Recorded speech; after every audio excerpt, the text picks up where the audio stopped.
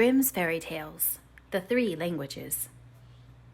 An aged count once lived in Switzerland who had an only son, but he was stupid and could learn nothing. Then said the father, "Hark you, my son, try as I will, I can get nothing into your head. You must go from hence. I will give you into the care of a celebrated master, who shall see what he can do with you." The youth was sent into a strange town, and remained a whole year with the master. At the end of this time he came home again, and his father asked, "Now, my son, what have you learnt?" "Father, I have learnt what the dogs say when they bark." "Lord, have mercy on us," cried the father. "Is that all you have learnt? I will send you into another town, to another master."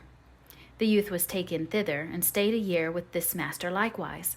When he came back, the father asked again, "My son, what have you learnt?" He answered, "Father, I have learnt what the birds say." Then the father fell into a rage and said, "Oh, you lost man, you have spent the precious time and learnt nothing. Are you not ashamed to appear before my eyes? I will send you to a third master, but if you learn nothing this time also, I will no longer be your father." The youth remained a whole year with the third master also, and when he came home again, and his father inquired, "My son, what have you learnt?" he answered, "Dear father, I have this year learnt what the frogs croak." Then the father fell into the most furious anger, sprang up, called his people thither, and said, "This man is no longer my son. I drive him forth and command you to take him out into the forest and kill him." They took him forth, but when they should have killed him, they could not do it for pity, and let him go, and they cut the eyes and tongue out of a deer, that they might carry them to the old man as a token. The youth wandered on, and after some time came to a fortress, where he begged for a night's lodging. "Yes," said the lord of the castle, "if you will pass the night down there in the old tower, go thither. But I warn you, it is at the peril of your life, for it is full of wild dogs, which bark and howl without stopping, and at certain hours a man has to be given to them, whom they at once devour." The whole district was in sorrow and dismay because of them, and yet no one could do anything to stop this.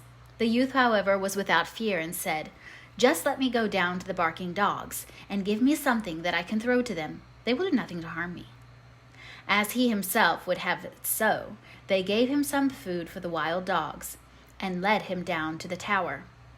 When he went inside, the dogs did not bark at him, but wagged their tails quite amicably around him, ate what he set before them, and did not hurt one hair of his head.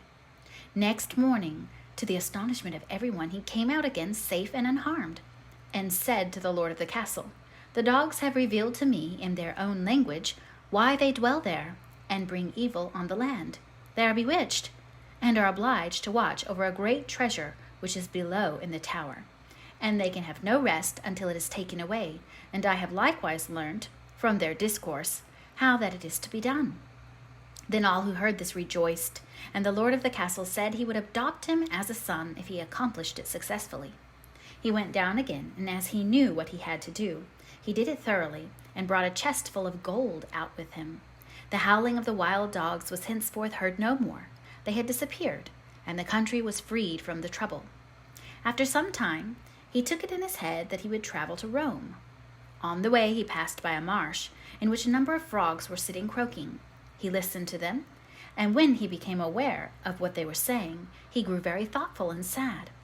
At last he arrived in Rome, where the Pope had just died, and there was great doubt among the cardinals as to whom they should appoint as his successor. They at length agreed that the person should be chosen as Pope who should be distinguished by some divine and miraculous token. And just as that was decided on, the young count entered into the church, and suddenly 2 snow-white doves flew on his shoulders and remained sitting there. The ecclesiastics recognized therein the token from above, and asked him on the spot if he would be pope.